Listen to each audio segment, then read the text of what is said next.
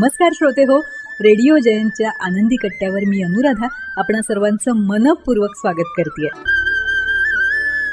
श्रोते हो, आजच्या आनंदी कट्ट्यावर एक बोधकथा. एक राजा होता.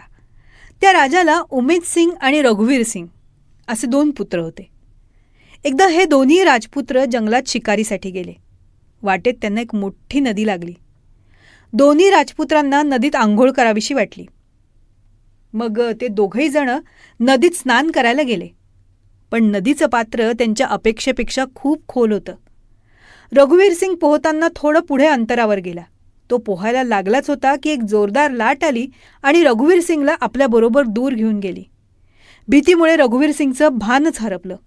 खोल पाण्यात त्याला पोहता येत नव्हतं आणि आता तो बुडायला लागला होता. आपला भाऊ नदीच्या पात्रात वाईटरित्या अडकलेला पाहून उमेद सिंह पटकन नदीतून बाहेर आला. त्यानं एक मोठा लाकडी ओंडका घेतला आणि तो भाऊ रघुवीर सिंगाच्या दिशेनं फेकला. पण दुर्दैवानं रघुवीर सिंग खूप लांब निघून गेला होता. त्याच्या हातात तो ओंडका येऊच शकला नाही. इतक्यात सैनिक तिथे पोहोचले आणि राजपुत्राला पाहून सगळे म्हणू लागले की आता तो वाचू शकणार नाही. इथून बाहेर पडणं अशक्य आहे. उमेद सिंगालाही कळून चुकलं की आता रघुवीर सिंग वाचणार नाही. इतक्या जोरदार प्रवाहात वाचणं अशक्य आहे. हा विचार करून सर्वांनी शस्त्र टेकवली. बराच वेळ निघून गेला. रघुवीर सिंग आता नदीच्या पात्रात दिसत नव्हता. सगळेच रघुवीर सिंगच्या नावानं शोक करत किनाऱ्यावर बसले. तेवढ्यात दुरून एक साधू येताना दिसला आणि त्याच्याबरोबर एक तरुणही. मग सैनिक थोडे जवळ गेले. तेव्हा लक्षात आलं की तो तरुण म्हणजे रघुवीर सिंग आहे. आता सगळ्यांनाच खूप आनंद झाला आणि आश्चर्यानं ते रघुवीर सिंगाला विचारू लागले की तुम्ही एवढ्या जोरदार प्रवाहातून कसा काय वाचला? तेव्हा साधू म्हणाला, तुमच्या या प्रश्नाचं उत्तर मी देतो. हा मुलगा जोराच्या प्रवाहातून बाहेर आला कारण इथून बाहेर पडणं अशक्य आहे हे सांगायला त्याला तिथे कुणीही नव्हतं. त्याला परावृत्त करणारं कुणीही नव्हतं. त्याच्या प्रयत्नांना फोल ठरवणारं कुणीही नव्हतं. त्याला समोर काही लाकडी ओंडके दिसले आणि मग त्याच्या मनात जगण्याची आशा निर्माण झाली. तो प्रयत्न करत राहिला आणि म्हणूनच तो वाचला. श्रोते हो, या बोधकथेचं तात्पर्य आपल्याला असं सांगता येईल की आयुष्यात असे काहीसं घडत असतं.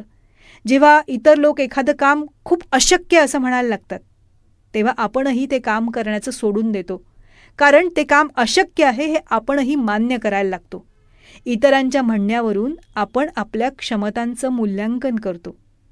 खरं तर आपल्यात अफाट क्षमता असतेच. जरा विचार करा, जर कोणी रघुवीर सिंगाला वारंवार सांगितलंय की इथून बाहेर पडणं अशक्य आहे, तू बाहेर पडूच शकत नाही, हे अशक्य आहे, तर तो कधी बाहेर पडू शकला नसताच. कधीच नाही. पण त्याचा स्वतःवर विश्वास होता. स्वतःमध्ये जगण्याची आशा होती, उमेद होती. आणि हीच आशा, हीच उमेद आणि त्याचे सततचे प्रयत्न, यातूनच रघुवीर सिंग वाचला. म्हणूनच श्रोते हो, जगण्याची उमेद ठेवायला हवी, जगण्याची आशा ठेवायला हवी.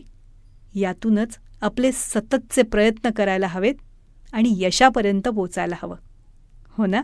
तर श्रोते हो, आजचा हा विचार तुम्हाला कसा वाटला याविषयी आम्हाला आपल्या प्रतिक्रिया जरूर कळवा. त्याचबरोबर रेडिओ जयंतनं चतुरस्त्र हा पॉडकास्ट सुरू केलेला आहे आणि या पॉडकास्टमध्ये प्राध्यापक, लेखक, कवी, नाटककार श्री रमेश कोटस्थाने यांच्याशी साधलेला दिलखुलास संवाद आपण बघणार आहात.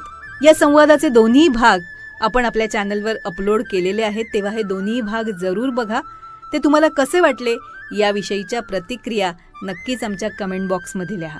त्याचबरोबर श्री रमेश कोटस्थाने लिखित खुळा पाऊस या पुस्तकाचं अभिवाचनही रेडिओ जयंतवर उपलब्ध आहे. ते देखील जरूर जरूर ऐका आणि त्याविषयी देखील आपल्या प्रतिक्रिया आम्हाला नक्की कळवा. आणि दर्जेदार कार्यक्रमांसाठी रेडिओ जयंत लाईक करा, शेअर करा आणि सबस्क्राईब करा.